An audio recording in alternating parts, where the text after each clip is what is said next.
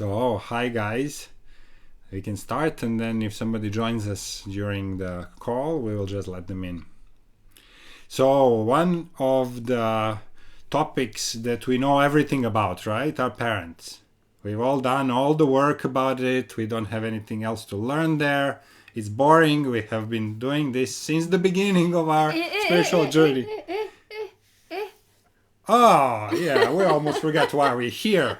Well, of course, We're here not just here to to talk drink the about tea. parents. We're Yeah, here you're to right. have a tea. So, okay, we're gonna feature our super designed tea set from London. Cheers, guys. Cheers! Thank Well, you for having tea with us over a very light topic. Yes. Yeah, how could we forget this? Lucky we have Lisa there. Yeah, Reminding of what's Lisa essential. is like, whatever, guys, I'm just having tea.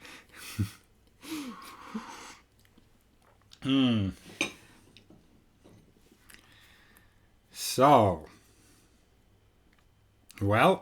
so we've all done all the work about our parents, so we can just sip tea. We don't have to do anything else.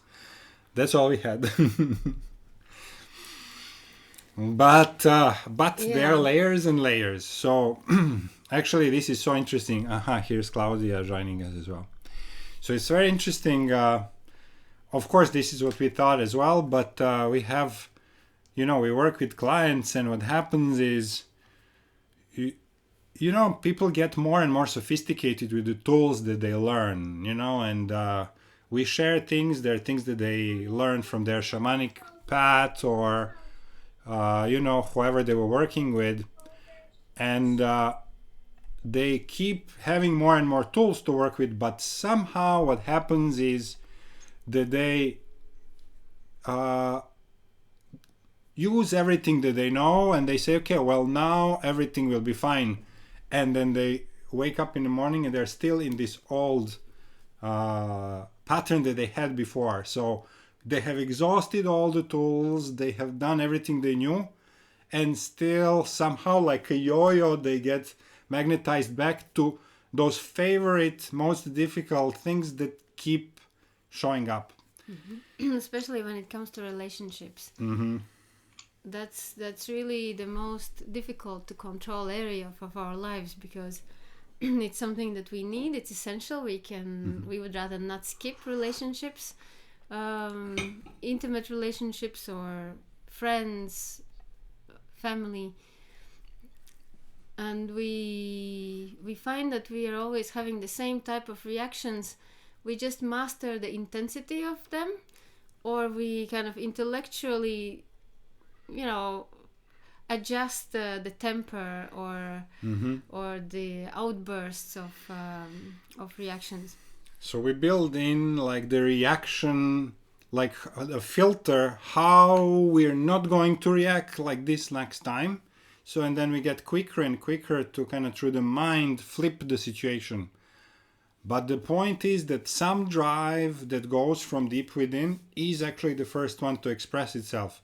And then we have to put that filter on and to shift it around. And the problem is, we kind of ask ourselves, well, but this is me, this is how I am, and I'm going to somehow find my way around this, but this is who I ultimately am. And what we find in our sessions is that actually this, what we see who I am, is actually mostly still the unconscious patterns that we picked up from our parents. So we have a pretty bold statement that if you dissect every reaction, every preference, every choice that you have made, and you pull the thread consciously back to where does it come from, you'll understand that there's nowhere really you as an individual being. You come up in the moments of total stillness and absolute knowing of your truth, and those moments are very rare.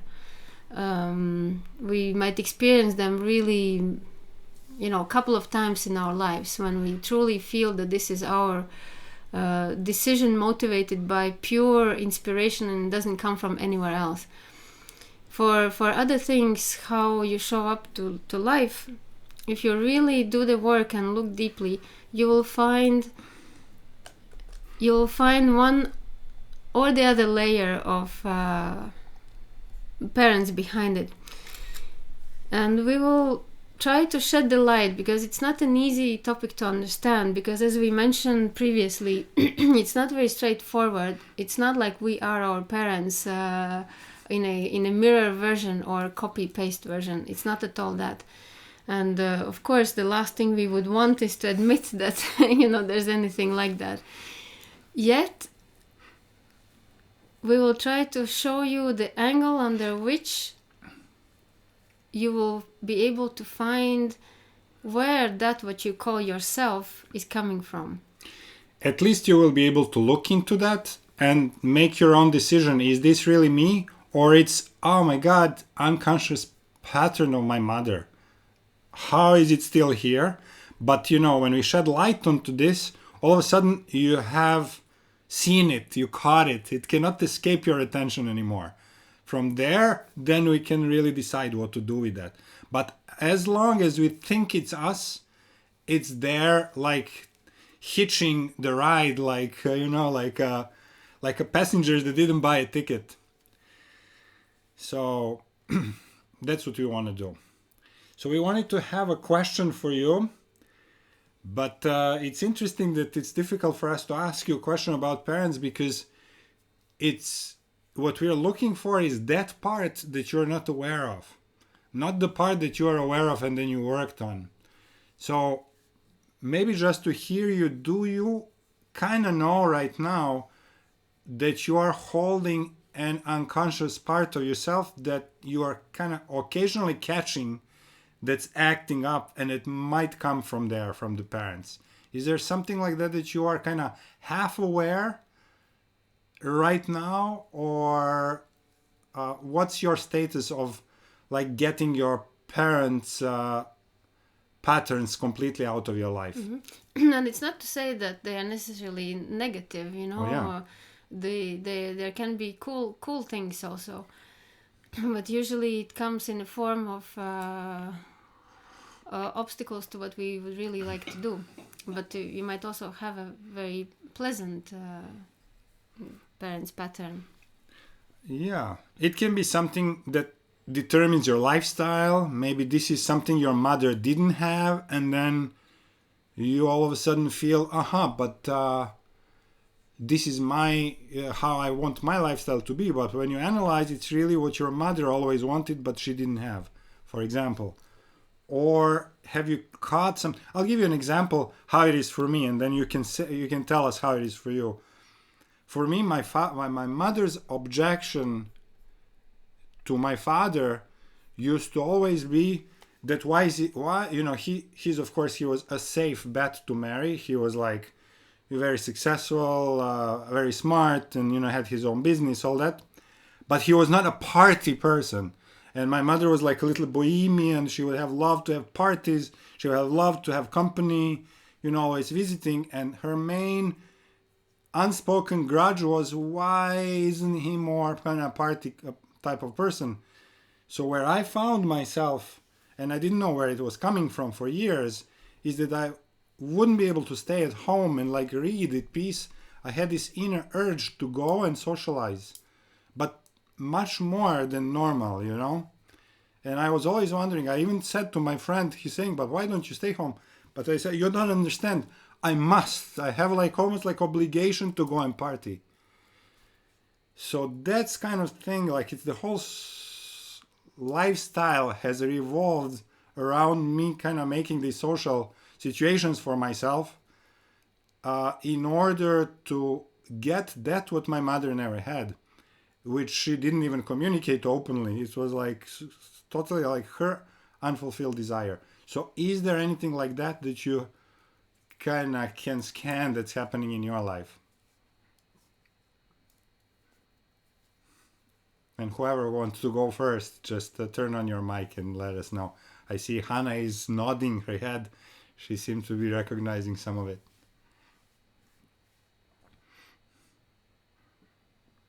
Lisa. And turn on your mic, Lisa, we don't hear you. Although I see you're laughing and I'm already imagining the beautiful laughter. Oh, yeah. Always got the hand up first. Yeah. Uh-huh. So there's a mountain of things. I mean, where do you start?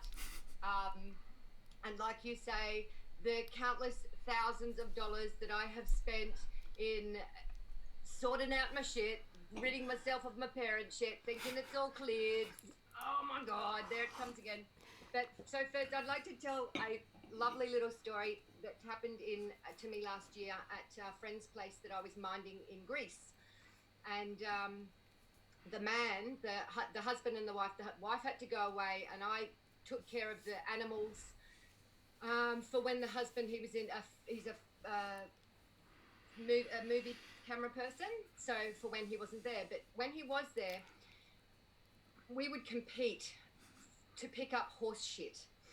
So we would end up, because it was my job, I felt that it was my job to be there to pick up the horse shit. And I felt valuable, validated, but it's also his job to pick up the horse shit. And I ended up, you know, virtually, I'm embellishing this story a little bit, setting my alarm for like 5:30 in the freaking morning to make sure that I got out to clean up horse shit before Michalis was cleaning up the horse shit. And we'd have these raging fights. Like, he'd try and come and grab the bucket off me, and it's like, oh my God, what's going on here? And anyway, I ended up getting a rash on my toes.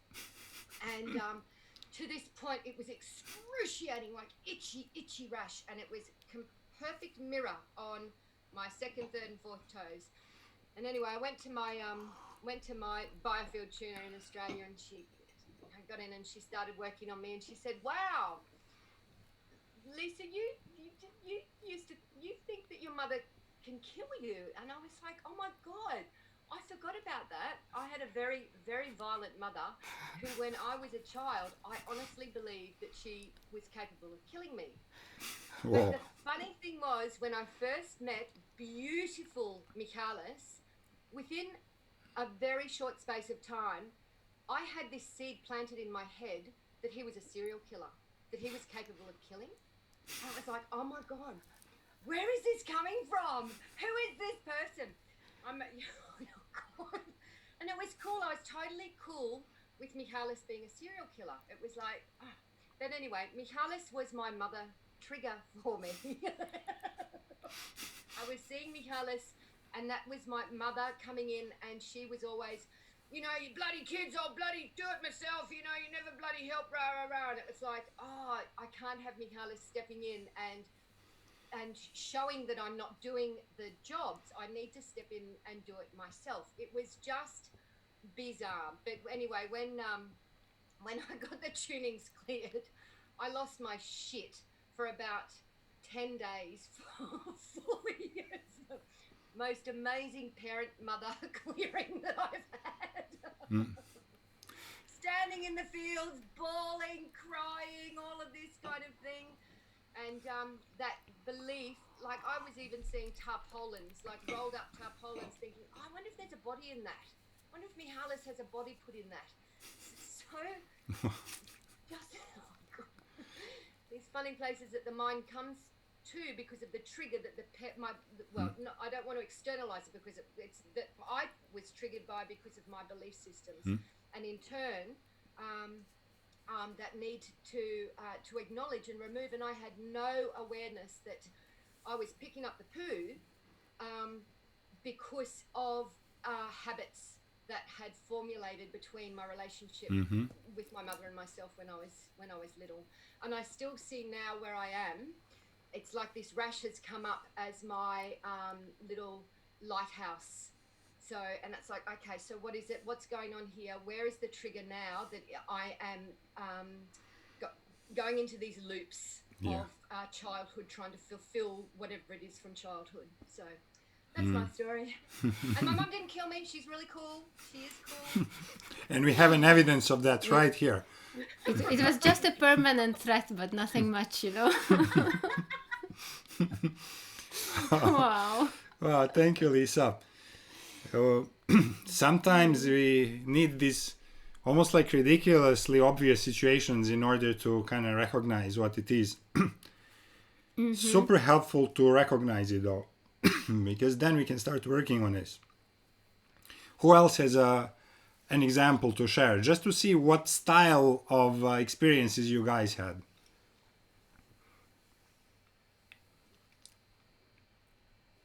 Uwe,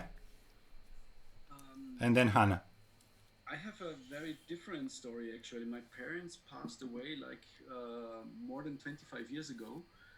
And so for me, it's very hard actually to remember. I think sometimes I have this, I can see some emotions that might be from my father or so. But it's very hard for me, you know, like when the parents have been passing away since long time. So, and also I think I do much more different things than my father used to do. So like I'm entrepreneurial, I went studying and so on and so forth. And this was very unusual in my, from my parents, you know, in our home. And I think I do things lots different. So I'm interested in actually what you say, you know, like when you have this long disconnect, like 25 years or so. We will definitely cover this, Sorry, yes. this is a little bit off, but I don't know. No, it's not Yeah. off. It's completely on the topic, Uwe. Yeah, This is yeah, a great example. Thank you for that.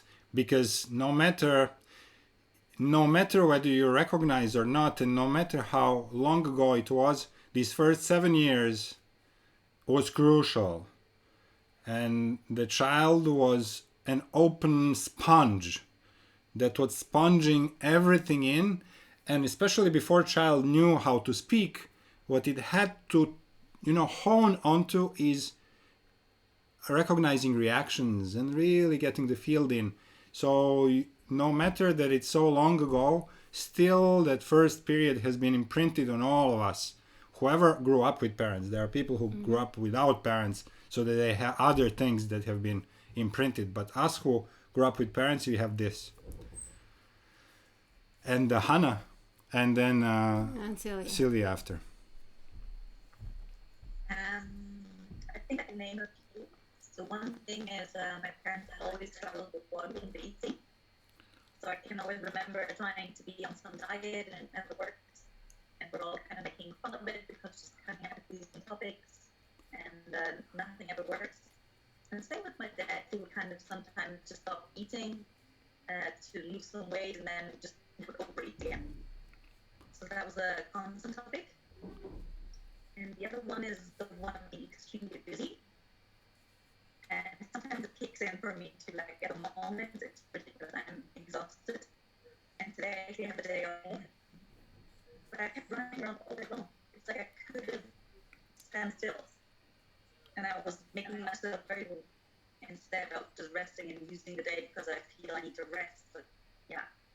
And I can recognize in them too that we're always doing something and always busy and like extremely long hours of working 6 days a week. And yeah. These are just So these are the visible patterns that they passed on to you. Let me just repeat because the sound was very bad. If we understood well, the first one was overeating, like the habit of overeating, and the other one is overworking, yeah, and not being able to rest or have this free time to relax. That's what came from them, yeah. Wow. Thank you, Hannah. Thank you. And Sylvia wanted to share.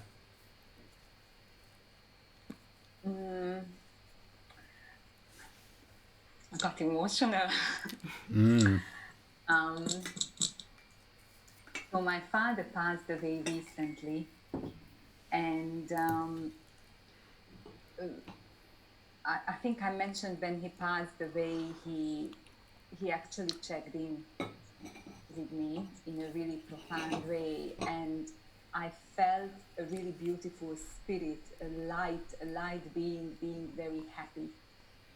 And not long before this whole virus phenomena, I started to do the Course in Miracles workbook. And a few days ago, I got to one miracle or the lesson of the day. And that was something like, I thank my Father for his gift for me. And of course, the book means God as Father. And as I was kind of repeating this statement that I thank my Father for his gifts for me, I just suddenly kind of just burst into tears because I really felt how much I received from my Father.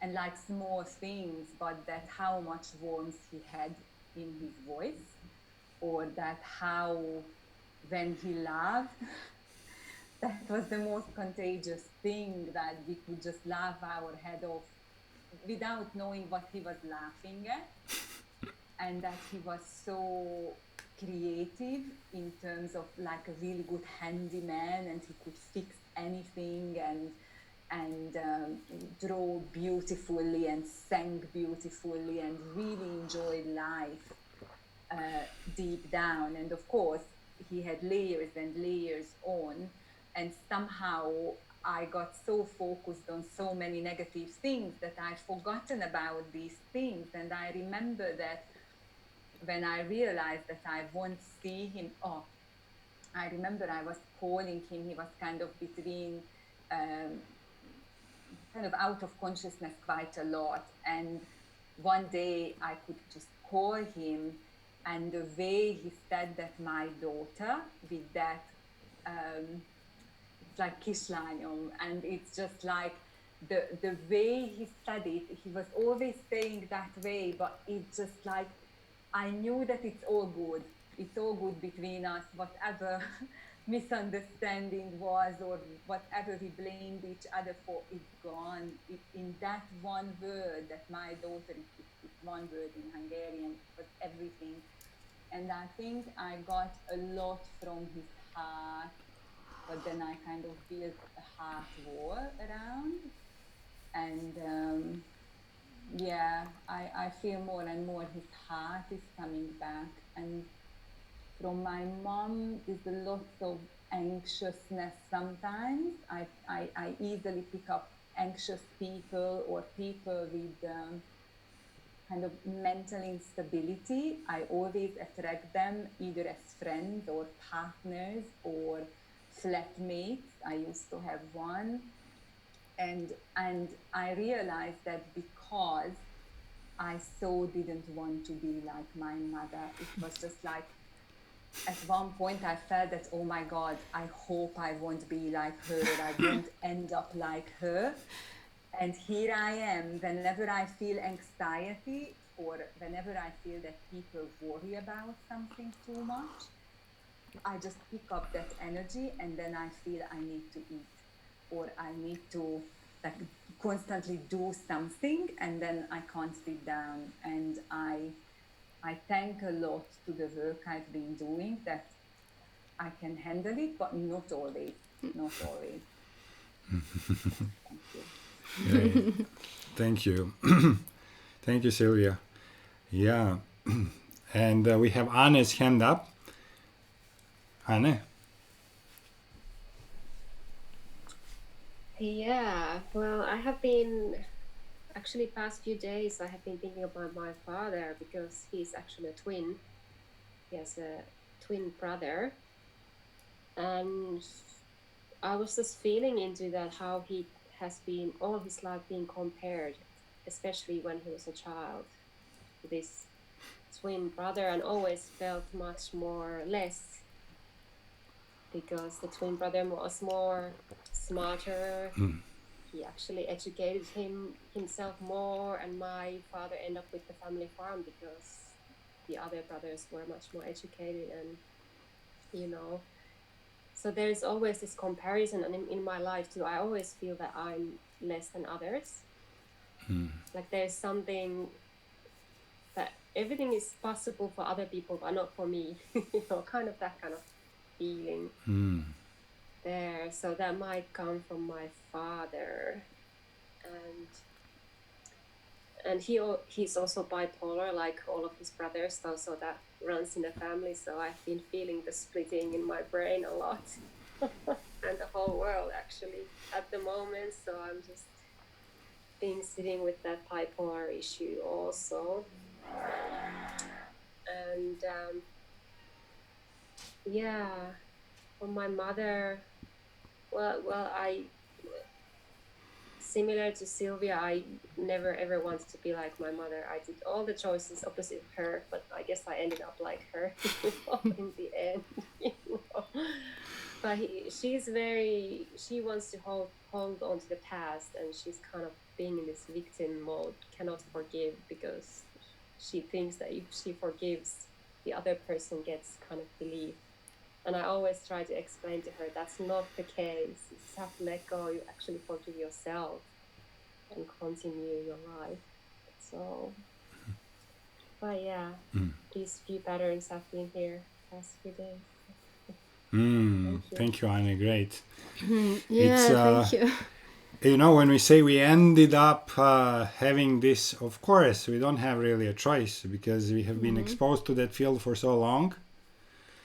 But we do have a choice to step out of it once that we recognize it. Giacomo, did I see your hand? And they But I was waving to my wife. Okay. Sorry. Yeah, for Anne, for what you said, that of course you most of all you didn't want to be like your mother, and you're teaching your mother how not to be. Every time that you're teaching your parents, it was exactly my mother, dwelling in the past and telling old stories over and over. And it's so irritating for me that I can't, I cannot just let it be. So when we're teaching our parents on how to not do, actually we're talking out loud to ourselves. Reminding ourselves. We're reminding ourselves because this tendency, however, we wouldn't want to admit that it's there, but if you really look very honestly, it is there. We have just learned to really cope with it and do the opposite on purpose. Let's say if we think that our parents are negative or stuck in the past, then we will overcompensate by being super positive and detached and everything. Yet it's a constant effort. It's not a natural thing. It's a constant effort to be the opposite of what the original magnetic pull would make us do.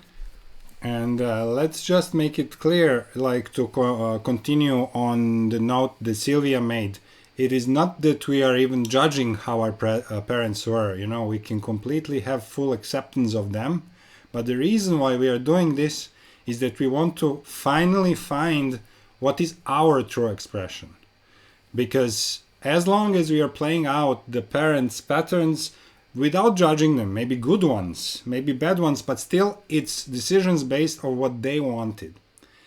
And to a point it was useful, until we learned the values of life and, whatever they wanted to transmit. But at some point, we have to get to the neutral field and start making decisions not influenced by what their preferences and life journeys were.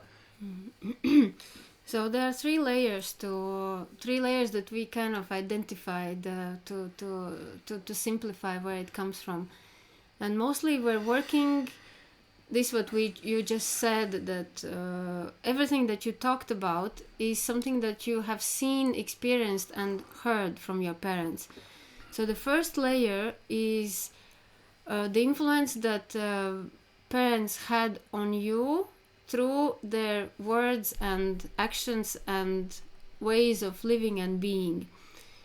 And this is where you most probably are doing the most of healing.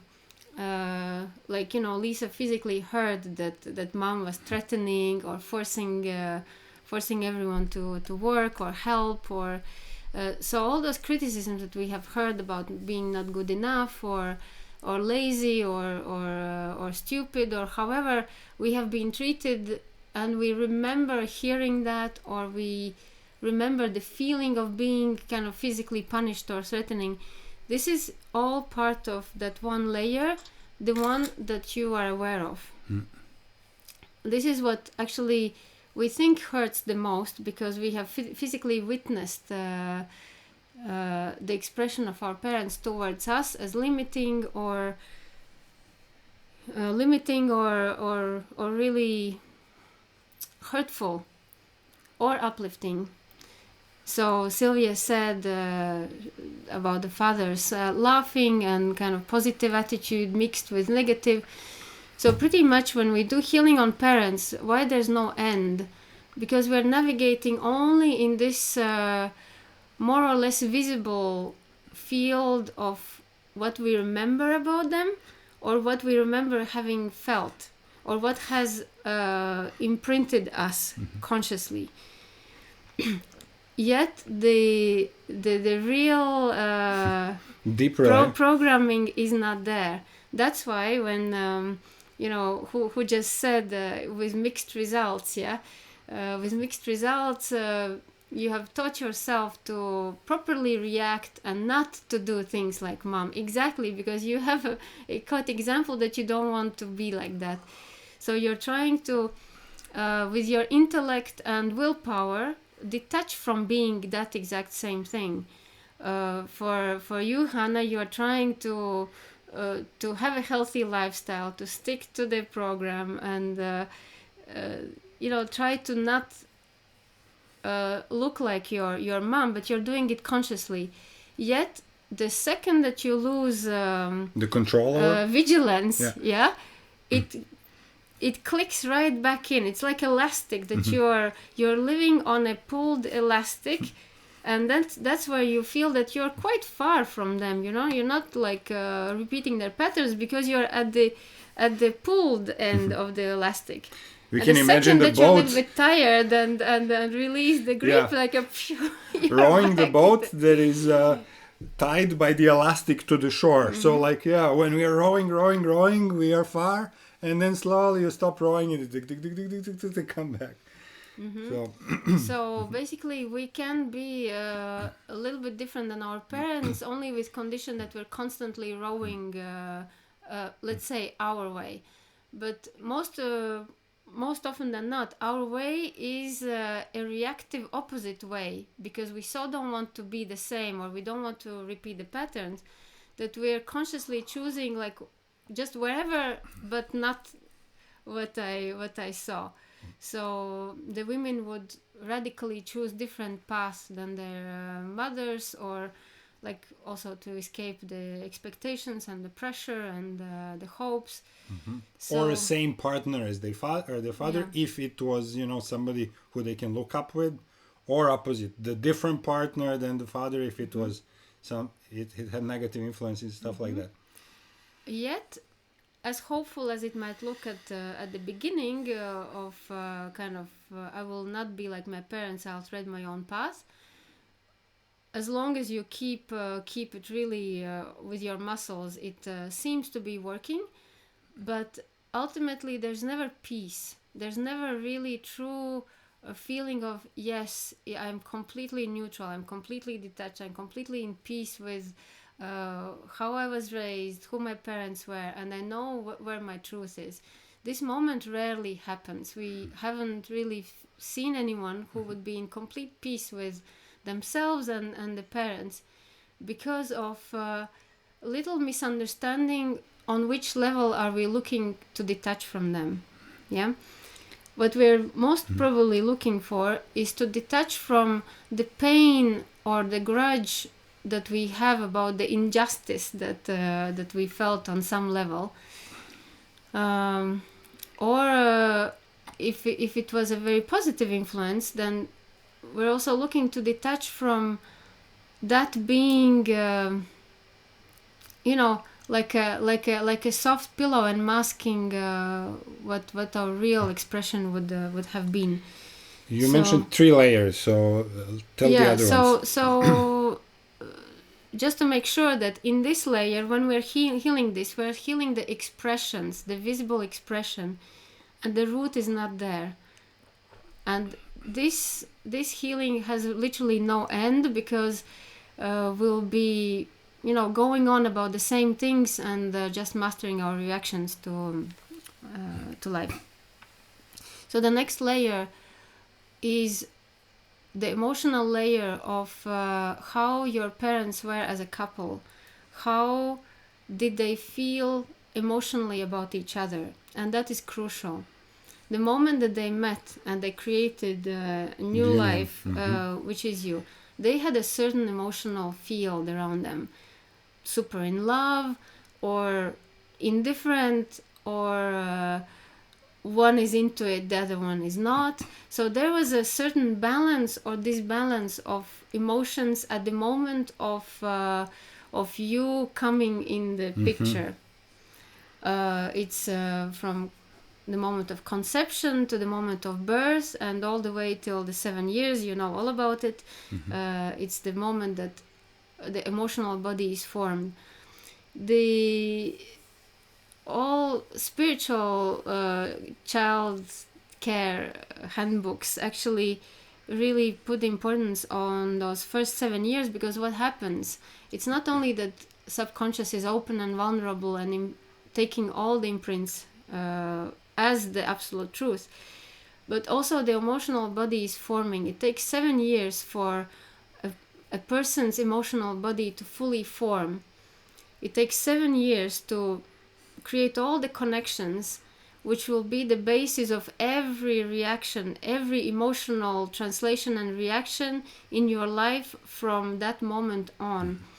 So what they say, really, if you have a child, for those 7 years, stick to each other and really create the most loving and peaceful atmosphere possible, because whatever was not there will be a lack for life. Whatever is too much there will be there for life, because it's literally woven into the tissue of your emotional field, and there's no way around it, because you have only one emotional body, and you can't take it off and on at will. It is what it is, and you're just managing really its expressions and physical reactions. Yeah.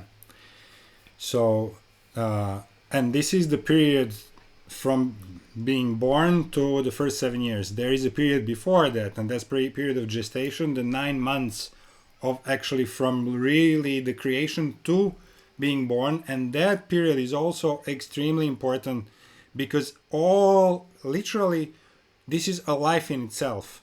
Before we hatch, you can imagine like dragonfly being in a larva for some time and then hatching into the beautiful dragonfly. Well, this period of 9 months is a life in itself, where every interaction, everything they thought, everything they felt is also imprinted in the developing child. So the actual process that we are aware of now is to invite this child as a soul into the life before even having an act of procreation, inviting it from the universal realms, starting to ask the soul to even express its song, express its name, and then kind of invite it to come into existence through us. Of course, there was no awareness of this when our parents were doing making their family. So really, they have missed that. So that's why we need to kind of now heal that in ourselves and kind of shift it around. But what I wanted to make a point to know is that there are these two important parts: 9 months plus these 7 years. And when we say back to square one, speaking about healing of parents, it's good news and bad news at the same time, because we we're a little bit shocked to realize that yes, in spite of all that we have done and promising healing and releasing, we're still snapping back into these patterns, wanted or not. And it seems to escape our techniques and tactics. But the good news is that everything is there.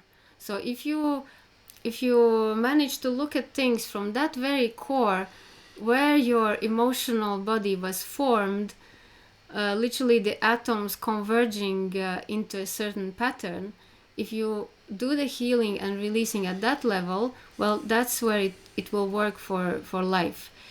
Because imagine, whatever has been created can be changed if you only know where it is created. Exactly like the computer programming, if you know where's the source code of a certain program, you just go there and write another source code instead, by deleting the first one instead. So during all our work, we have had a personal experience on ourselves and on clients, seeing that no matter how many shifts and it things like this is the one, this is the one, this is for sure the one, unless it's addressed at the level of creation of the emotional body, it will have just we are just addressing one layer. One layer. So imagine if you have or if you don't have knowledge, because you might not remember your parents that well, as Uwe said, so you might not be aware of what was the emotional field around your birth, how welcome you were, how afraid the mother was, or how expecting they were of this new life coming in. But all of their emotions counted and are actually the part of this emotional field, but from the state that it was there, it doesn't really evolve that much. Your emotional field does not evolve because it's always acting through those default settings. So for example, can I give you an example about when you're a baby? I don't remember which one you're going to say, but as long as it's not too embarrassing. No, it's not too embarrassing. You know, for example, if the parents are not the most emotionally open and welcoming of a child's crying, then they would address the baby with a sort of rational and logical approach, saying, okay, so baby is crying, well, you have eaten, you are clean, there's no reason, so just stop it. What is the reason of crying? For like a week-year-old baby, if you have no reason, then just stop crying. So that approach, what it says, because the baby or a young child, they are completely plugged in parents' emotions. They depend absolutely on parents' care for survival. So they are tuned in absolutely to the microscopic detail, reading the parents' energetic field and reactions, because a baby doesn't even see that clear. So they don't analyze the facial expressions or anything before some months. So what they feel, they are going for with complete trust and intuition, scanning back and forth the emotional field of parents, picking up anxiety, picking up some discontent, everything that the parents are feeling, the child takes on them, on himself. So when you as a baby were told to just stop crying because there's no logical explanation for that crying, what it does, it immediately instills rejection of any emotional expression. So that gets sealed into emotional field. So for the rest of the life, that person will be unable to clearly express feelings, emotions, or even the needs, because they were denied from very early on. So this is how it goes on and develops in series of reactions based on that one first encounter with emotional rejection. And on that level, it's nothing that they said. It is nothing that was clearly expressed. So this is the level where we have to dig deeper and see kind of from, well, to understand from where it comes from and actually eventually to clear it for ourselves. But it's not as obvious. So that's that level 2, or this is the level 3. So this is the level 2, because the emotional atmosphere between the parents having a child, like does a man participate? Is the woman doing it all? Is she feeling resentful of taking care of the baby? Yeah. Is she insecure? Is she worried about the money? Like how are we going to pay for someone? I have to work, so leaving the baby in child care. All of that, those silent thoughts between agreeing or disagreeing between parents, who does more than the other, who is supposed to be in, all of that counts and creates that emotional body. And the third level and that's the most tricky one to actually decipher. Yeah. The third level, what you are ultimately made of, is your parents' hidden fears. And why the hidden fears? Because fear is the strongest emotion. It has the strongest impact and imprint on emotional body.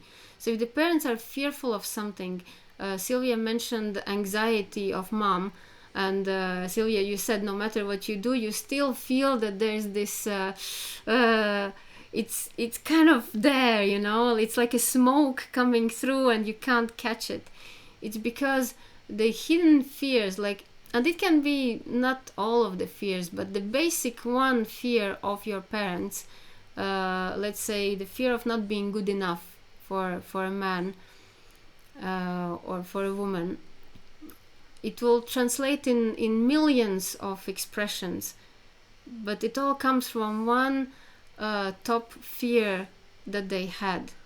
So if you can dig down to just these two things, your mother's favorite fear and your father's favorite fear, and then work on that, this is where the ultimate liberation comes from this being a part of your life, because this is the root of the roots of millions of expressions, what you would do as not being good enough, because one of your parents' favorite fear was of not being good enough and living up to whoever's standards or expectations, you know.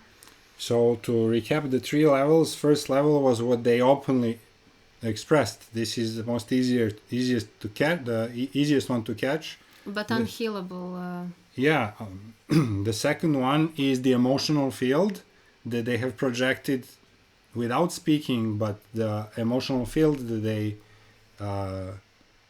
imprinted on the children. And the third one is the favorite fear, or what reflects most in our relationships, is their favorite objection to the other one. Yeah, so like father's favorite objection to the mother.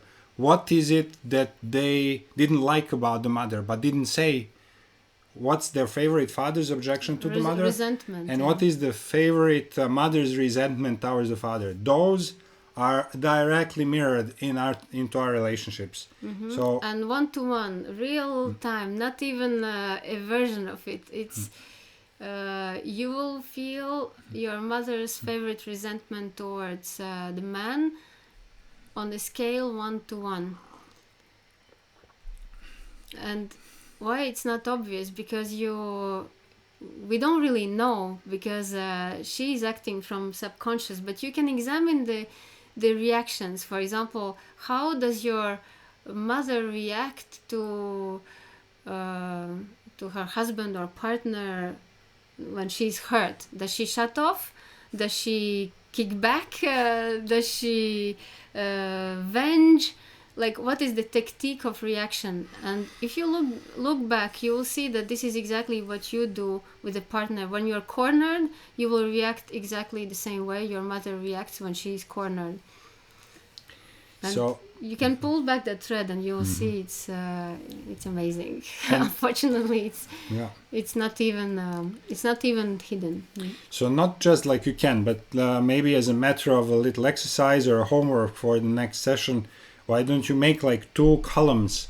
One column is my father's resentments toward my mother, and the column 2 is my mother's resentments toward my father. So you'll just list the 2. And just by doing this, as you write, observe how this reflects into all relationships that you had. Already a lot of wisdom might come from this exercise. Yeah, and also what do you admire in your parents, in your father, in your mother? Same 2 columns, and you'll see this is, what do I admire about my father, or what my mother admired about my father, and what do I admire about my mother, and what my father admired about my mother. So these 4 things map, I would say, 99% of things that happen in our relationships. And we did the simple exercise half jokingly and said, oh, like we're so over it. And when we saw the result, well, yeah, I have to say I haven't moved much further than getting the best of my father right here.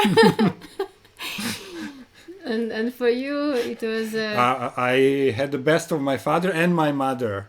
It's like so funny. It's... yes, Giacomo. Yeah. Yeah, I'm wondering if you are going to go through a healing method for number 3. Yeah. Or a way to just being conscious of it. Is that enough to get rid of it, or just to start taking a few steps to clear it up? Is that enough? Yeah, that's a good question. So, first step definitely is getting to know them and getting to recognize that they're there, so that we don't call it anymore, this is me. Because we're healing ourselves, and the whole difference is in the fact that you're healing yourself from being something that actually the origin is not in you. Yeah. So if you identify that origin and saying, okay, so I understand that is coming from here, that is coming from here. So you stop identifying yourself with the patterns that you call yours. You understand that it's a mathematics, 1 + 1 made 2, and you know where it comes from. So that awareness is a crucial first step. Because, in energetic work and alchemy, you can, and even in programming, let's take the basic programming, you cannot change a computer program unless you know where the source code is. Yeah, of course I'm not the specialist to talk about it, but that much I know. That so what I feel, sorry for interrupting, what I feel though is that in the case of my mother, her issues come from further back, from her father. So I am the recipient of at least 2 generations back. Yeah.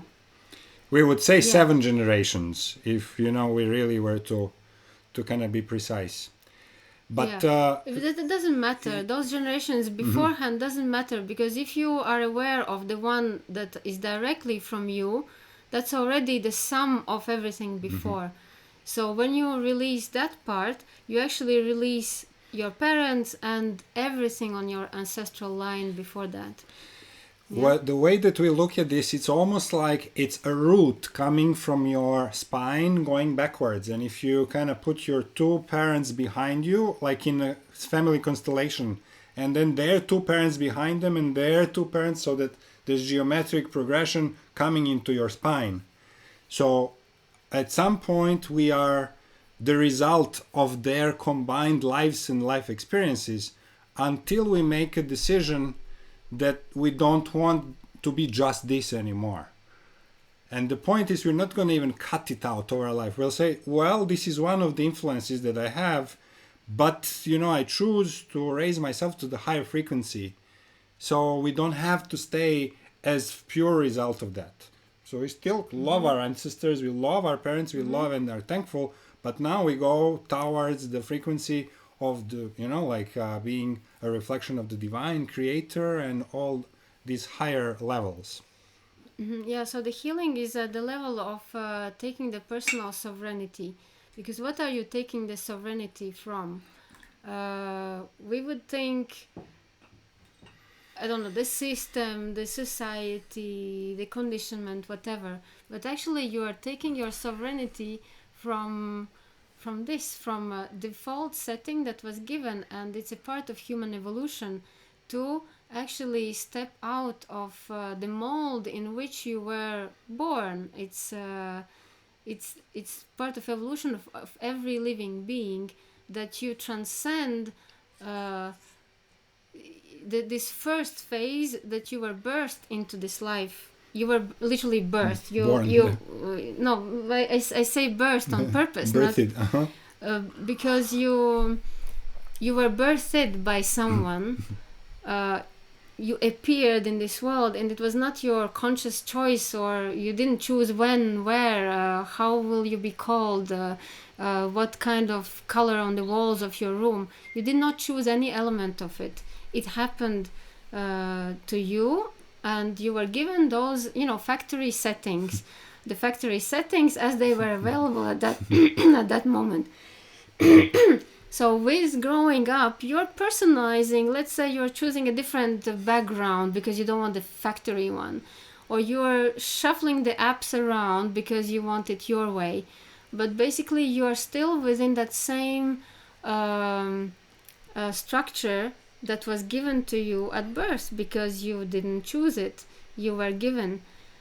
So what is this crucial step in human evolution is to birth yourself to another on your own terms. On your own terms, which is dying to your default setting, dying to your default setting, and understanding, okay, so I am who I am. And if you understand that I am, what we call myself, is my parents plus my thoughts and emotions around all that. Yeah. You can look however you want, even if this sounds very threatening, what I'm just saying. You can look however you want. There's not such thing as yourself, because you were not there to choose yourself. You were told what to be and how to be. And that thread of your actual self that is present. Our poor kitty is trying to get... Our cat wants to join us. She seemed to actually want to participate in the session. But she has a thing with her parents. Yeah. Well, she was abandoned, so the poor kitty, she has birth trauma. Yeah. And so when you understand that you what you call yourself is a result of these default settings plus emotions, thoughts, and reactions around it, then you understand, okay, so maybe however I steered my life, I'm not truly authentic, let's say. So the biggest healing is not to go and fix the default settings and try to build a new phone in the skin of the old one, but it's to skip the generation and consciously step out of the form of a phone, yeah, altogether. Can accept all the other expressions out of the phone. Or if we think about it as an apartment that always have the same walls, and all the updates in the spiritual realm that we've done is painting the walls different color and putting the different furniture in and kind of adjusting the apartment to be to our liking. The conscious rebirth is walking out of that apartment altogether and kind of being not even in the apartment anymore. It's kind of being out in where everything is possible. Yeah, because those what we call ourselves, we love this quote from movie Lucy, what we call ourselves is just obstacles. because it's literally a bundle of reactions, emotional reactions. Even if they are very curated and educated ones, it's still a bundle of emotions and reactions to things that have a root somewhere. So that conscious rite of passage, actually, where you birth yourself in your own terms. In many traditions, well, that's what initiation into mystery schools was about. That's the prerequisite for any monk to be part of the monastery in Tibet, for example. It's the dying to your old self has been there around the whole time in every serious kind of spiritual community or teaching. And we have overlooked it as something, purely symbolic. Well, it's not. There's a reason why monks, when they do this entering the new phase of spiritual life, why they shave the head, they forget the parents, they completely detach from them as persons. They leave all their belongings, their clothes. They're literally transcending that default setting to embrace a new one. So this is where the ultimate all-in-one healing can happen, but it's not something that you can do in the evening after the session during meditation. Yeah, it's a process, and at some point we will all go through that. Some might go through this portal of self-sovereignty through some catharsis or some enlightening experience. It might happen spontaneously when you're just ready and detached enough from your old self so that this naturally can occur. But if the willingness and the readiness is there, then it's a ritual, it's a profound ritual that must be done by someone else, of leading to that actual death, but with full-on body experience, I don't know, even, coffins involved. Usually whatever your favorite fear is, to actually go through it. So this is how it was done in many of these mystery schools. But it has to be really something that is, we cannot really stay in a very comfortable place, because that comfort that we feel is the walls of that apartment. So the comfort has to be broken in order to, well, the ultimate goal is to detach from the fear of dying. That's actually what it is. That's what gives that freedom to then choose whatever from anything that exists. So this crucial rite of passage that actually wipes away every aspect of parents' imprint, every other lower aspect of your life, is accepting the death, surrendering to it, dying while being alive in order to be fully alive. So, in the Bible there's this funny example that is very misunderstood. So it's easier for a camel to go through the eye of the needle than to a rich man to access the paradise. So it's true, because the more we have inflated our importance and ego and personality, which is based on really nothing more than our parents' fears and hopes and expectations, the more that part is important, the less it's possible to ever feel what your true essence is. So by lessening the personal importance, by lessening attachment to personality, to what I used to be, how I see myself, how I perceive, when you really become a fluid form of energy, fluid as a water, it doesn't care, it takes the shape of container that it's in. That's the state where you're ready for complete transcendence of this first default setting of who you are. And of course, this is what the mystery schools are all about, is starting with that ritual of death, to then teach you how to live, how to live on your own terms, and how to build that inner castle that is now, each brick is pure and yours and divine. And this stops this chain reaction from generation to generation to generation. And this also helps when you don't know what the parents' fears were.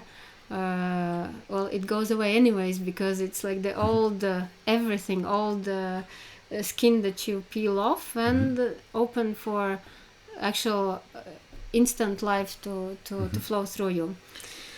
And just to connect to Giacomo's question about, so this would be something that at some point we can do to transcend that. And we will come up with a procedure to go through that in kind of like shortcut way, and not not too dramatic. It's sort of absolution, Yeah. when people experience a profound baptism, this is the idea that you die to your old self to emerge in a new quality. But because our minds are pretty slow to catch up, they need some action, some drama around it, something, something tangible, something that really kind of brings the mind along on that understanding of transformation. Claudia wanted to add something, if it's a good moment. Claudia? Hi, can I ask you a question? Can you hear me? Yeah. Can you hear me now? Yeah. Well, I'm quite moved. I feel quite emotional about the whole conversation, but I have two questions. What you spoke about, I remember Paramahansa Yogananda saying the most difficult thing he went through was his own death, to kill himself to be fully enlightened. So Exactly. for me, it's more about, what I can interpret was that is the fact that you become the instrument of God Himself in this reality. You're not anything of what you have any relation to in this reality. You're a straight, direct instrument. And the second one was that I'm confused, because in many of the healings and the process that I've been going through in my life, people have just said, congratulations, you've healed your 7 generations back and 7 generations forward through the healing work and through the work you've done.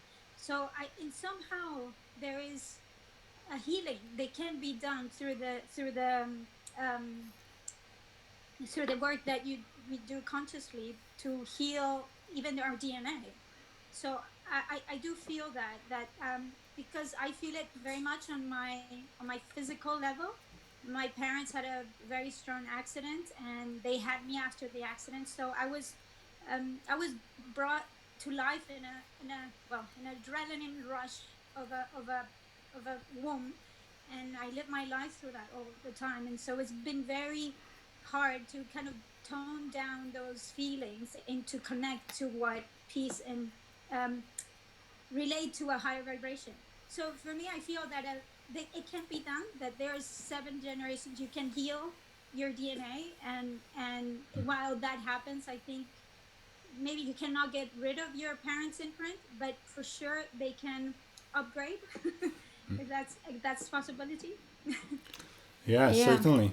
So to be clear about the healing part, when we speak about healing our parents, relationship with our parents, we're mostly going through forgiving our, to get rid of our grudge towards them, or to express the gratitude, to make peace with our kind of active emotions with them. But of course they are imprinted in our DNA because they made it, they actually made it. So there's no way around it. But the problem with healing is that it stays pretty much into the etheric field, yeah? And the healing only actually changes the DNA when a full body, like a full embodiment of that healing happens. So most often than not, the healing is in a quantum field. So the principle is removed in a quantum field, but it hasn't been embodied fully. That's why those reactions are still there. And DNA is just the consequence of the quantum field. Yeah, so remember your emotional body, like your whole person that feels, the layer that allows you to feel things and interpret things through feelings and generates emotions, that was built by the parents. It can't be fixed like this with just a quantum healing. You can fix the excess emotions, that's for sure. But you know, when you're speaking that feeling actual peace inside, if you were born in Russia, well, it's guaranteed that there's no default peace possible. There's no place for peace, because we said, why are we focusing on our parents' fears? Because fear is the strongest emotion. I don't think they could our parents, the way the level of consciousness they had, they could experience a strong enough love that would be stronger than any of their fears. So that's why the fear of being imprinted in your emotional body when you were born in Rush actually so strong that it's permanent and with you 24/7 every day of your life. And what you are healing is actually your vulnerability to that anxiety, for example. So the goal of this is not necessarily to clear our DNA or, you know, to do it for some reason to kind of detach from them. The goal is simply to come into full willpower that is yours. So that's the only goal, is that you liberate your willpower from any influences that are not yours. That's once we are there, you're there. And you'll know, if you now feel complete peace, well, then you're out of that anxiety field in which you were created. Your reality is the ultimate test. If you are told that you have healed the 7 generations, or you've completely cleared out the parents' imprint, well, then check in with yourself. How do you react? How do you feel every day? How do you react to your partner? If you have peace and love and absolute acceptance of your partner exactly the way he is, that means you've done it.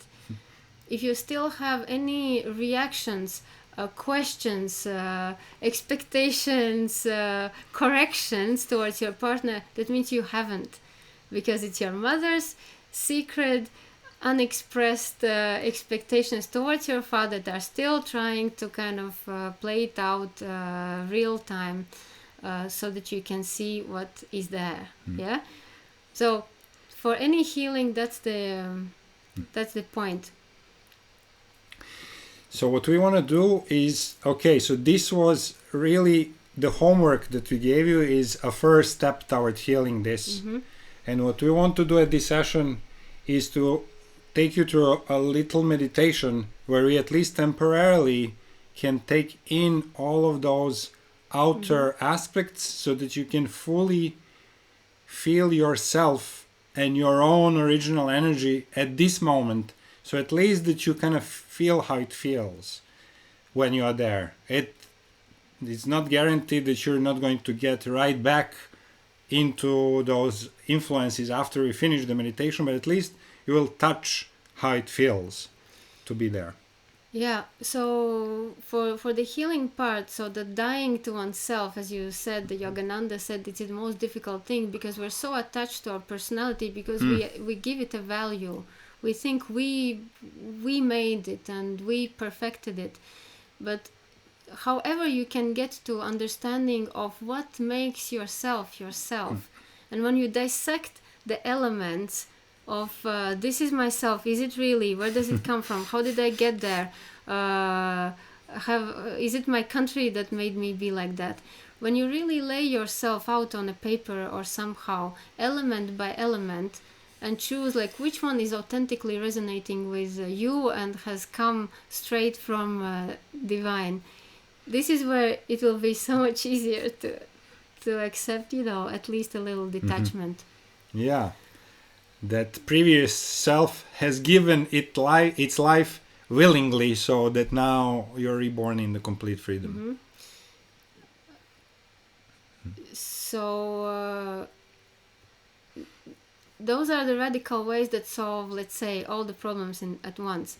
But as Giacomo said, awareness is a big key. Awareness actually gives you the power over them. If you are aware of these patterns playing through you, you can at least even witness them coming through and saying, okay, I see. Like just 5 minutes before we started, I was kind of frantically, but the topics, but you know, I was looking to lay down a structure, because I have some need to have everything under a clear structure. And I said, wait a minute, like who is actually doing that, you know? And then of course my father was an economy professor in university that did not show up for lectures just like that, you know, telling things out of his pure imagination. He was very structured, very organized, and always had like super plans for everything and everything in his life. So I understand that what I thought is my organic quality of being structured and you know, putting things in a clear way is not more or less than my father's preference. Yeah. This is how he liked to do things, and like this for everything. You rewind it back and you see, how did you get to that? How did you get to be who you are? My preference for perfectionism, you know, that I like, nothing is ever perfect enough, and I feel that I cannot relax on anything because everything could be better and more perfect. Well, it also just ties back. Of course, I do have a Virgo in my horoscope somewhere, but it's powered by my mother's excessive attention to detail, and especially to detail of what's not good enough, you know. So this is how you dissect yourself, and it's quite a work, but if done in a complete neutrality and before some emotional turmoil hits. Under emotions, it's very difficult to see that, because you're locked in emotions. You have to create a non-emotional space to dissect yourself. You have to be in the most peaceful moment of your life ever. Otherwise, you will just see one perspective. You'll be locked in one feedback loop, and you will not see the whole picture. So if you have a peaceful moment, really lay down your main characteristics and qualities and see how are they yours. And whether they're yours or not. And what makes you you yourself. So at least you have a complete understanding and awareness about this. Lisa has a question. Lisa. So can you then, Evia, can you layer that, your little example just then? So we went to the first layer of the realization that the repetition of the behavior being the father's structure that I've picked up in my own structure, and then going into this, maybe the second layer in looking at going through with you, looking, okay, so that actually can come from my mother as well. So what's this? Can you perhaps go into what the third layer is? What is the resentment towards between your father and mother, or best in your father and mother? That, can you go into that third layer with that example? Yeah. So, well, I gave an example of the resentment of my mother towards my father is that he is not enough of a bohemian person. He's like too serious and not, calling, inviting people for parties. So that's her. With Evia's third layer. So it's like you're saying, and it's like with the lady that was saying before, I've seen so many healers and they heal and heal and heal. And it's like, yes, exactly. It's first layer healing. And then Evia, in, this light bulb moment that you had going, oh my God, stop rushing. Thanks, Dad. Thank you very much. First layer peels away. Oh, yeah, thanks, Mum. Second layer peels away. What's the third layer there? Because I find for myself, it's like being told, so like when you're talking at the point of conception, when I have biofield done on me and I'm told at the point of conception, my father was in this state and my mother was in this state, it's really, really confronting. And it's like, I can't, as the human being, I can't see my mum and dad being in the state that has been explained then. You know, so how to be going, you know, capturing that very, very deep third layer that is Yeah. Yeah. you know, how can he access that when he hasn't actually not conscious of it or privy to it? Yeah. That one can't come from the mind.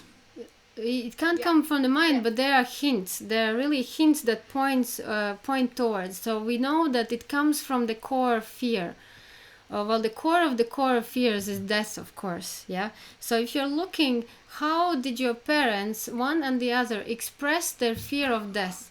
So, for example, my father. So I can take it from this end. Yeah, the end of the visible reaction. Okay. So I have a need to structure what I'm going to say.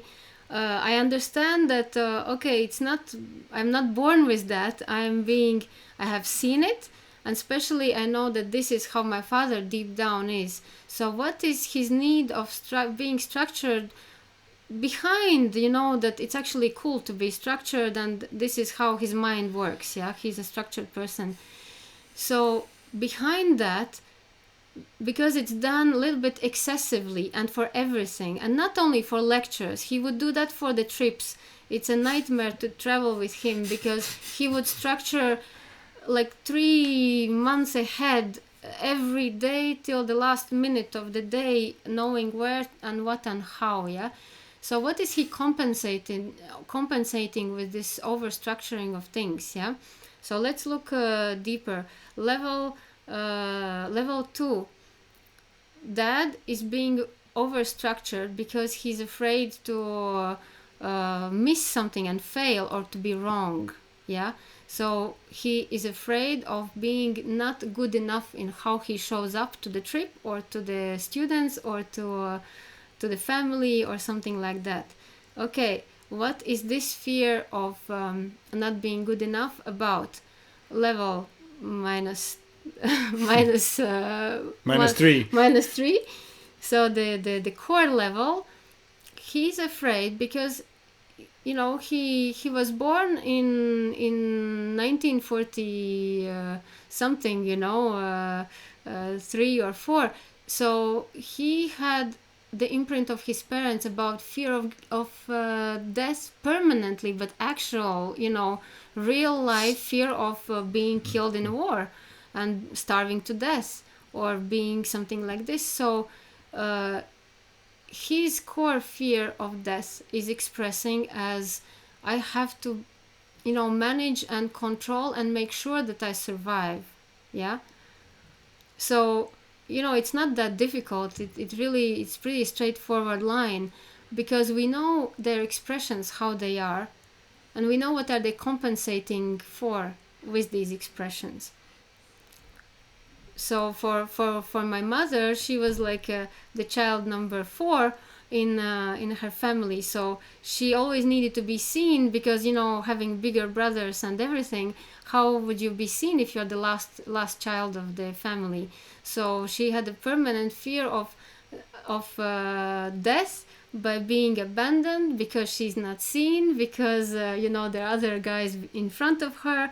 So she always needed more attention than anyone else to even kind of start existing and being seen in the family, where everybody was very strictly kind of assigned the tasks. And so when you understand these two core fears, you will understand that this is what you're doing unconsciously, that you're trying. So I am, what I call myself, is 2 ways to cope with fear of death.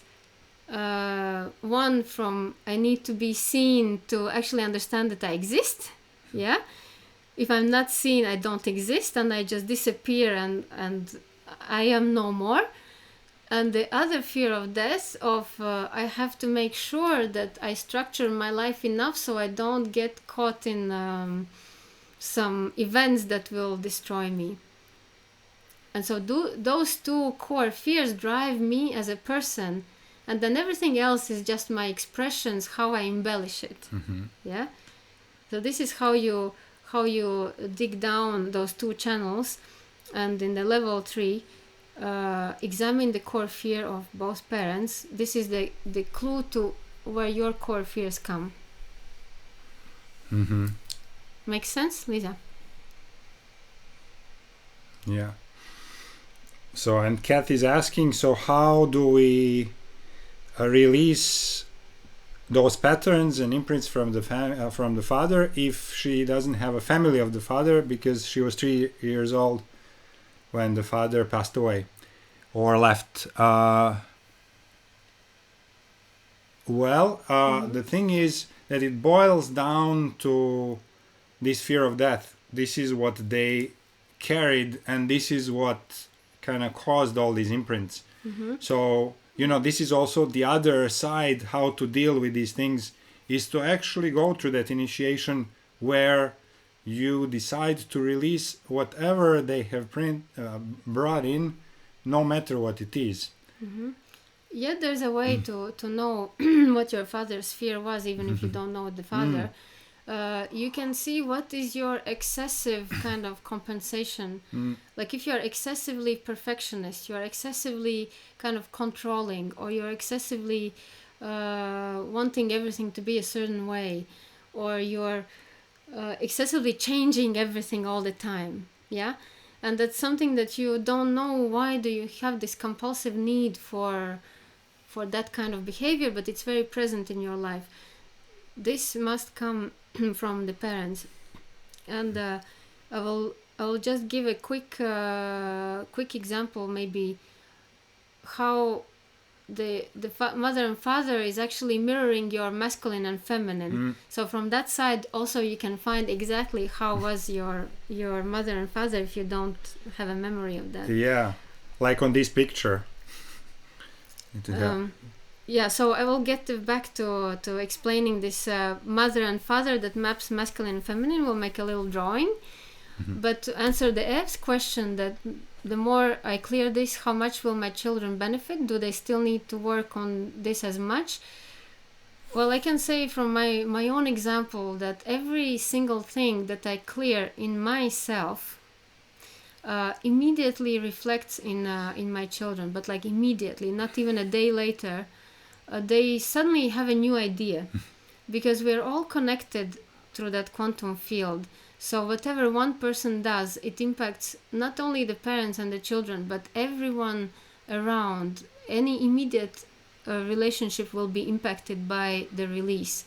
So, for example, if you, Claudia, release, transform, or kind of get out of that dramatic birth experience, well, that will change absolutely everything in your life, including how you relate to your children, how anxious you are about them, how anxious you are about your husband, and like all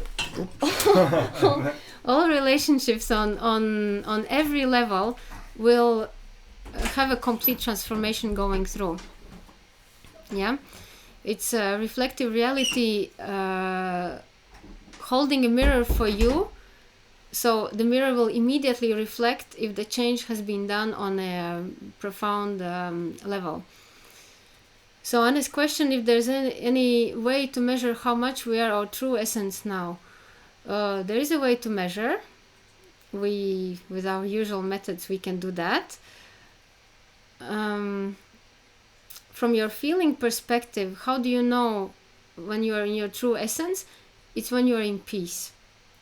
The amount of peace that you can summon at any given moment is the amount of being yourself that you have. Because remember, the parents is a constant, it's a plus and minus, so it's in constant buzz. So those unresolved issues are a dynamic force that's always pulling and pushing and pulling and pushing. So the restlessness, or having to do things, or having to be somewhere, something, going for something, needing to be whatever, it's this constant dynamics of the parent's field that wants to express. When you're able to be completely still and that's close to enlightenment, so it's not always accessible to us, where you can be still at will at any given moment and feel that life flowing through you, as Claudia, you said, Yogananda, being the instrument of divine hands of God. Hands of God, voice of God, presence of God. When you can summon yourself to be just the that conduct for divine light, that's how you know how much of yourself is actually there. When you are in reaction and action and emotions, that's where your patterns are going crazy and actually asking for your attention. And the best we can do for now is to observe those patterns coming through, catch them, pull the thread to the beginning where they start, and gently unhook and say thank you very much. The important concept is the free will. And the free will we are not using enough. It's there in plain sight, available to us 24/7, and we're never using it. That's why we're doing all this. Because before we can even think of using our free will to change things, we're already reacting. And believe me, if we could only stretch the time and to give us 4 seconds before we react to something, this is the space where we can insert our free will and say, okay, this time I choose to react, not to react. It's like you would, in the Matrix movie, you pause and he's like in a free fall. You pause and you decide, okay, there, or there.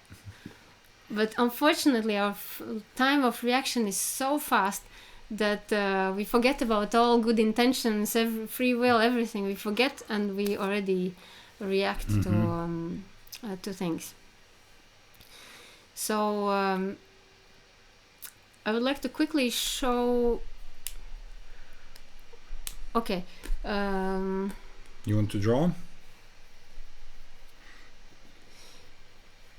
Well, I can make the drawing afterwards. Otherwise, I think we'll have not enough time. I just quickly wanted to explain how your mother and father are representing your masculine and feminine, because we have many questions on relationships. And Sylvia, you said you see Jive's father kind of acting through Jive, and for everyone, a relationship is just a replay of this mother's and father's unexpressed emotions. So in order to give you a better idea how it works in your life, just imagine that for men and women, there are only, let's say, 3 things that are really important in a relationship. For women, it's being seen. Do you want to draw it here? I think it's better. As a woman. You want to just say it? Yeah, I'll just say it. Okay.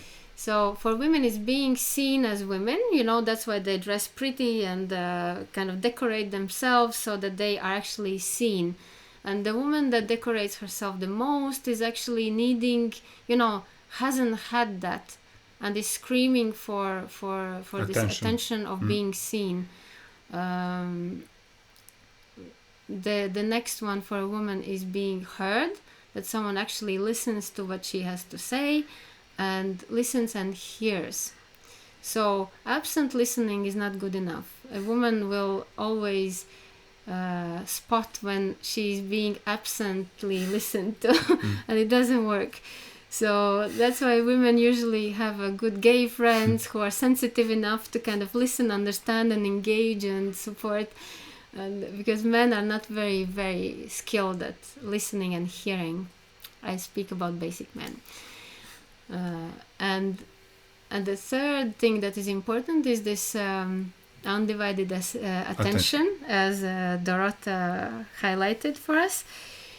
The undivided attention is when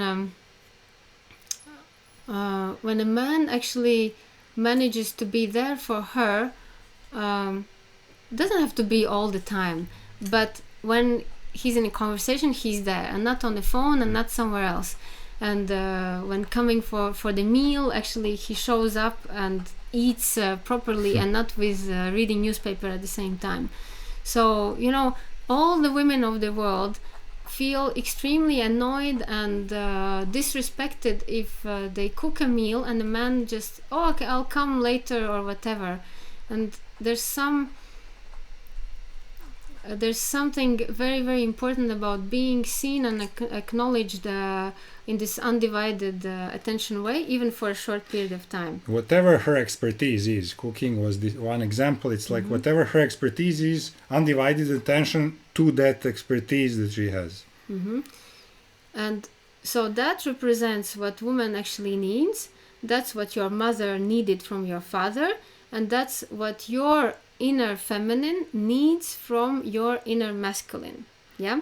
So we have these three needs that your mother had, that you have, and which constitutes your inner feminine. Here they are. Your inner masculine and your inner feminine. So now your inner masculine, so the outer masculine, the any masculine, needs to be praised, said how good and powerful he is. The woman is the one to give man wings. Men don't have wings unless there's a woman that inspires them to have some. Yeah. So woman has incredible, muse. There's not like a male muse for a man. There's always like a woman inspiration muse. So men, in order to summon up their best selves, they need to be inspired, and they're inspired by someone who admires them.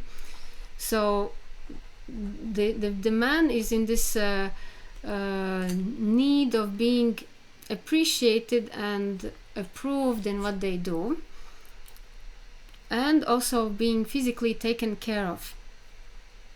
So they need they actually need that meal. They need some physical care and attention because that's how a woman transmits her energy to empower man. So it's not just a household myth that woman cooks for her man. It's actually an energetic necessity, so that it nourishes the woman's energy, nourishes man through the physical care that she provides for her man. This includes sexuality to an extent as well. Yeah, all of the course, physical all the physical exchange. interaction goes in this physical care. So this is what your father needed from your mother. This is what your masculine part needs from your feminine part. And now look carefully how it plays out. If your mother was not 100% seen as a woman, heard, and had undivided attention, she developed resentment of all kinds. That resentment is actually mapped on you, and you, with what you are looking for in relationships, are actually looking for your mother's unfulfilled expectations in her own couple. Yeah? So you will be looking for extra being seen if your mother was not seen, extra being heard if she was not, and extra being having undivided attention. And because your feminine part is the one how you go about the intuitive part of life, creating beauty, understanding the good moment and everything, whatever did not function in this being seen, being heard, and being, undivided attention will be how poisonous you will be to your inner masculine, who is actually the one that does things in your life. So pretty much blocking the way to act. So if your inner feminine, because of your mother, is not fully happy, it will become little viper, little toxic, little bitter, and it will tell your inner masculine, but what do you mean? But you will never make it. Well, how do you know how to do that? You have never been trained for that. So that nagging voice of unhappy woman that is negating her man is actually mapping onto your own divine feminine that's negating your divine masculine, who is supposed to act in life. Yeah. So it's a little bit complicated, but if you follow the thread, you will understand. It's all within you. Yeah, it's not like outside or partnerships. It is blocking your own ability to act, which is your masculine part. So unfulfilled mothers not being seen, not being heard, not having undivided attention actually reacts to your inner ability to act in these ways that it sabotages it. Give an example of the opposite. So the opposite, if the woman is fulfilled, heard, and supported, she is this beautiful inspiration that will drive yourself, your person, into, spontaneously knowing when is the good moment. It seems like everything is possible because your happy inner woman is actually empowering your inner masculine, saying, we can do it, we can do it, we can do it. I know that we're, a powerful team. We can totally do it. The feminine part of yourself will have an idea, submit this idea to your masculine part, saying, I know you can do it. And the masculine part will say, oh yeah, like I will dare, I will step out, I will have the courage, I will step out of my usual kind of comfort, I will try something new. So the masculine part, which is your action in the world, is empowered by the feminine part that believes in him. If your feminine part doesn't believe in your masculine part, it will say, but you're not even qualified, but you don't even know how to do that. It's too risky. Yeah. And it will be like your own self, your own half self is like, okay, I'll let you do. Let me see how you're gonna fail. Yeah. So just a second, Lisa. I'll finish the train of thoughts. So this how you show up in life, in your physical expression, is heavily conditioned in how much your mother believed in your father, how much she supported his expression. And if you had a weak father who didn't show up to his who didn't keep the word, or didn't show up to his responsibilities, or didn't actively take his place in life, you will be always feeling like there's no place for you, that everybody is already there, there's no space. You will not have this courage to conquer a little bit your space, because your own inner feminine is not supporting that. So this is where it's a little indirect. That's why it's we kind of even wondered whether to go into trying to explain that. But if you re-listen this, in the recording, and try to actually write these three needs for woman, 3 needs for inner feminine, 3 needs for inner masculine, and to examine it in your life, this is also going to be very revealing. So how are you able to act? How are you able to hold field? So holding field would be the feminine aspect of yourself. How are you able to tune into the natural cycles of life? When is the right moment to do something? When is the not right moment to do something without mind? It's just the instinctual knowing, feminine knowing, this is the right time, this is the right mood, or this is not the right mood. So these are both masculine and feminine aspects within ourselves. So this determines how well they're functioning now, is how they were copied from your mothers and fathers being able to be seen, heard, having undivided attention, and your father having been admired, appreciated, and having a physical care and attention. So it's all there. Yeah. It's literally all there. So if you look at your current relationship, this is an exact, down to the very detailed, precise mirror of what's your inner state of your inner masculine and feminine. If you think your man is kind of weak and indecisive and not performing enough, well, it's because your inner feminine is like acidly standing and waiting for him to do something without giving him the slightest support. And the minute that you decide to show, you decide with your feminine to show up for your masculine and say, okay, my love, we can do it. You're not top of the top, but we can get there. Let's start something. Let me nourish you a little bit. Let me give you something. So once you start acknowledging these little parents within, at the stage that they're at right now, you will understand the power of creation that you have by just aligning these two. If you don't have a partner that reflects you and holds the mirror, that means that you are already completely cut off that as a possibility, because you're already too bitter, too acid, or too scared actually of seeing that. So that the parents are the backup mirror. Or to put it another way, can you admire yourself for doing something and for acting? And can you praise yourself? Like, this is really well done, But, without arrogance, but really giving yourself a hug for having stepped up, for having taken that decision, for having done something that's usually a little bit difficult.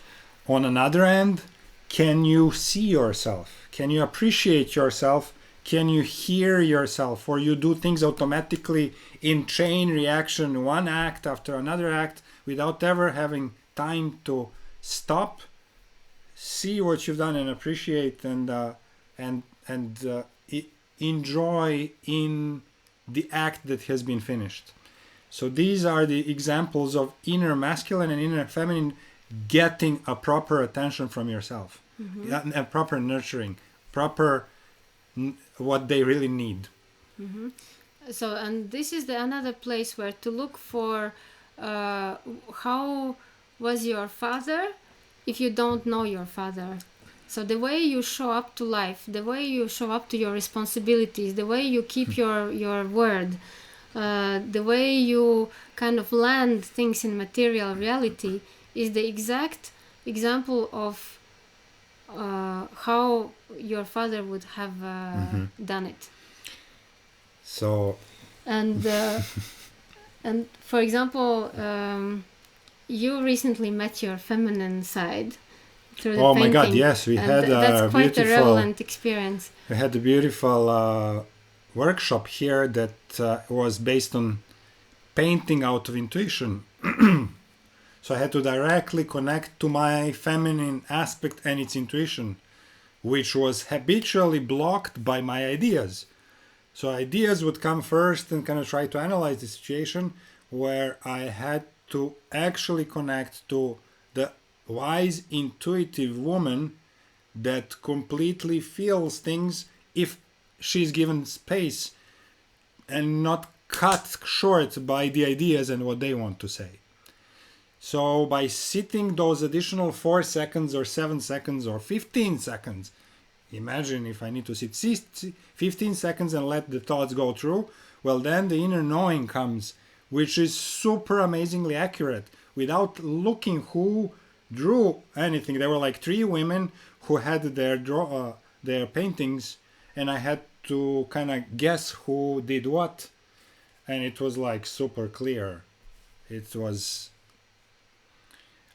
so it's really for men, this is rarely, well, not really, for the men who are in their mind, being Geminis or Virgos, who are very much in their mind, this slowing down and actually getting that intuition to show up is a great exercise.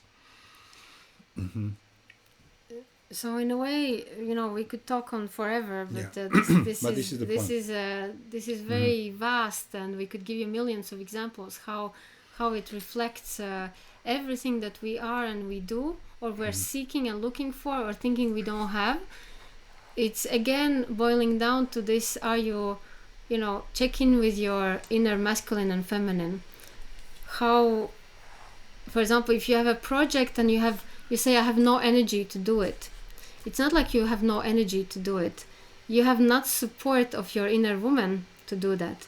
You have no energy because you haven't nourished the part that carries the energy, the masculine that is supposed to kind of go out and just do it.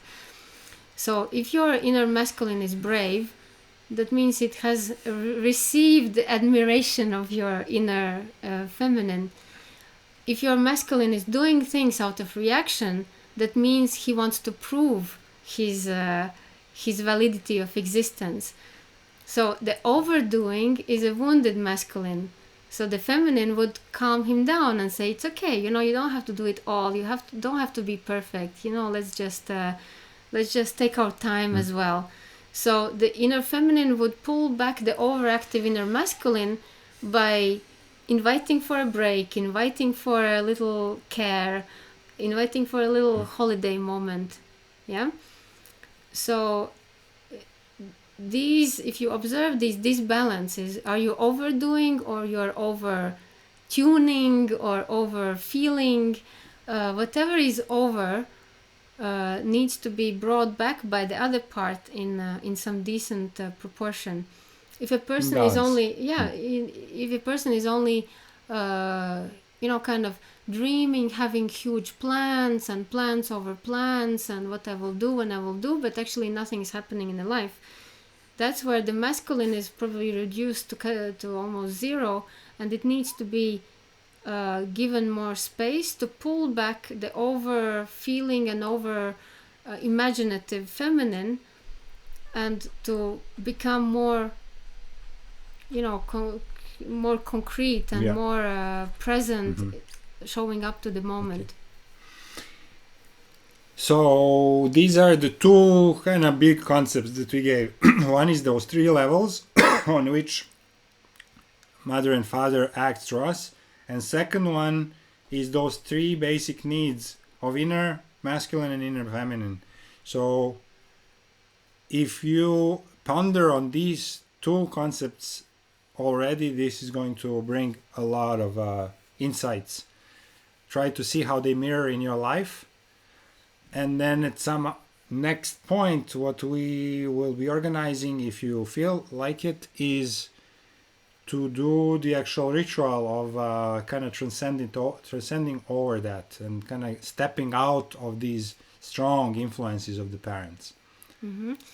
Because as Dorota said yesterday, she has done everything she could think of, everything she knew, and the reactions or the feeling of resentment is still there, and it just wouldn't move away.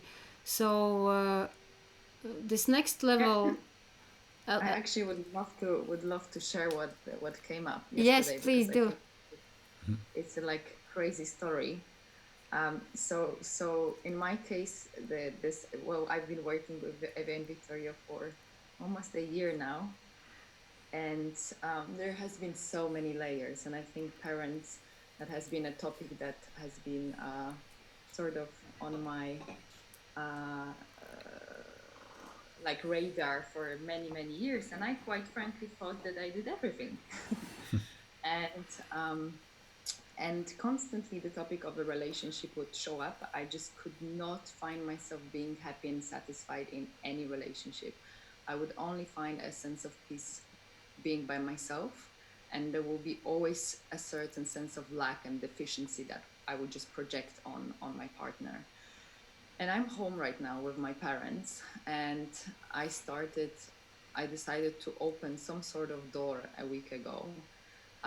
That actually started with a massive scene of jealousy from my side towards my partner that was completely irrational and led to completely destroy our energy and even consider actually separating. And I was like, wow, this is just so super violent, and why this is happening.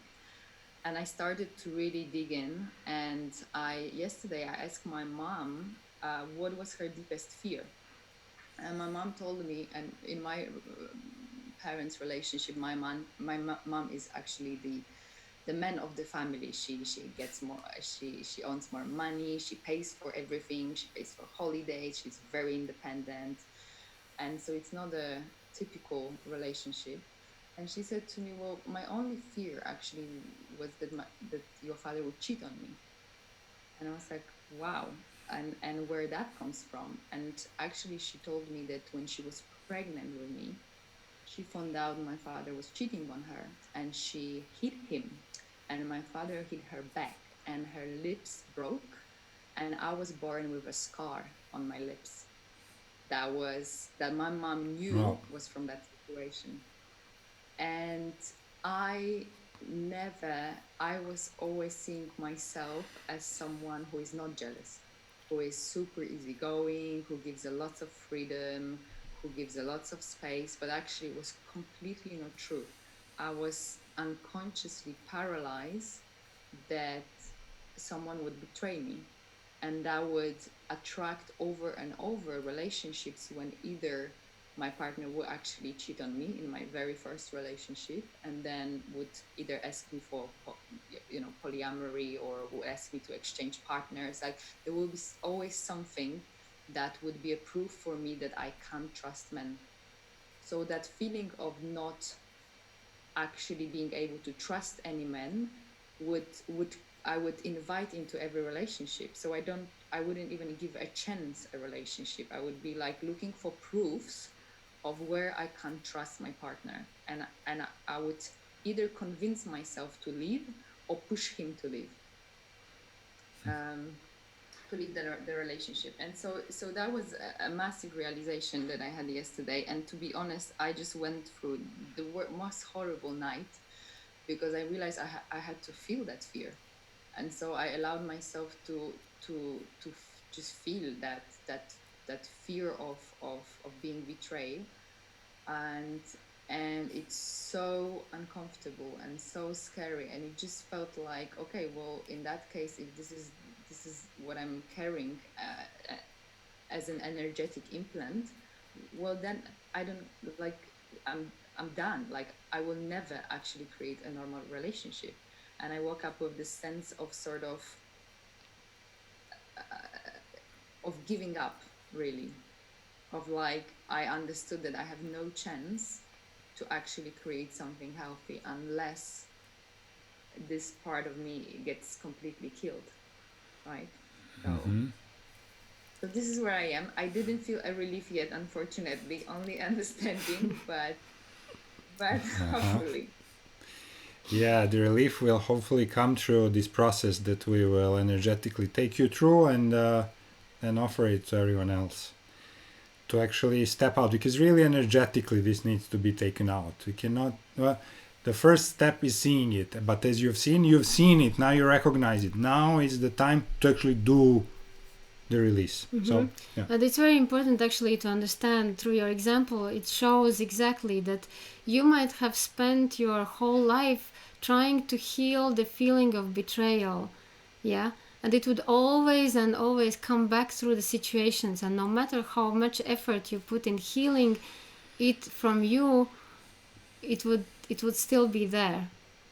So it's very important that you linked it to where it actually comes from, and imprinted like in such strong emotions during pregnancy. It's literally you're right, there's no way out of it.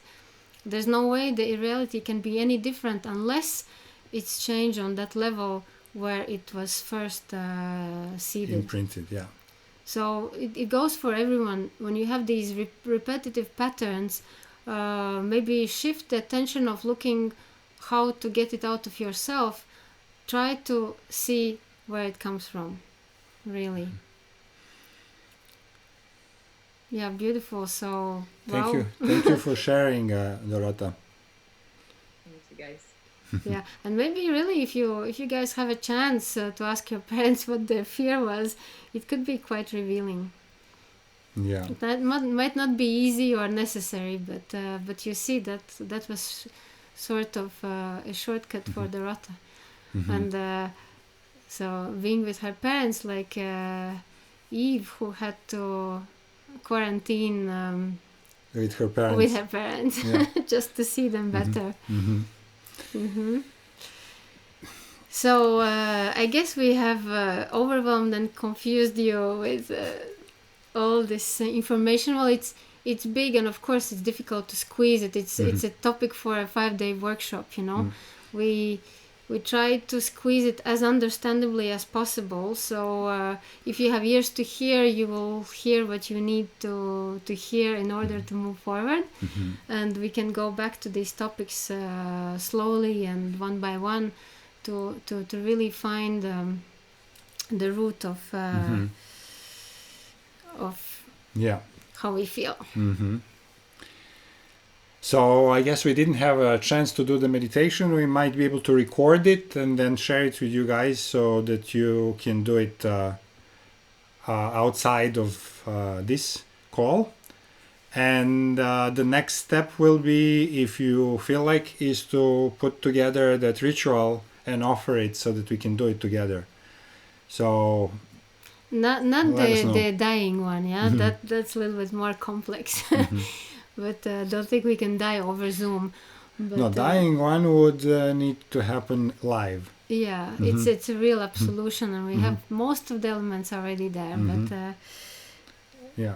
But for this, at least to get to that inner peace and understanding, and clearly identifying space, which is your own true self within this colorful expression. What we call ourselves. So we extended our time a little, so I guess we need to wrap it up here.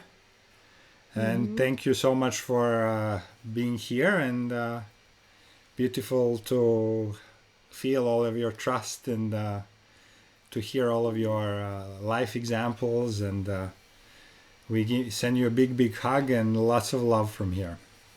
And so nice to see you all, and heartwarming. Yeah. So and, we see you and next if you have time. Questions, because of course I know it's so much and overwhelming, but if you have any questions, just send them, and we can open the dialogue so that through the group exchange it's easier actually to reflect on these dynamics of how your inner masculine and feminine reflect in the outer masculine and feminine. So we can totally open the discussion and help each other to see better. Yeah, the forum is that Facebook group that we have for this, or through the email. So whichever way you feel to contact, and you are very welcome to. And very, very beautiful to see the new faces. Hope to see you guys next week. Special hi to... Thanks, guys. Thank you, guys. Much love.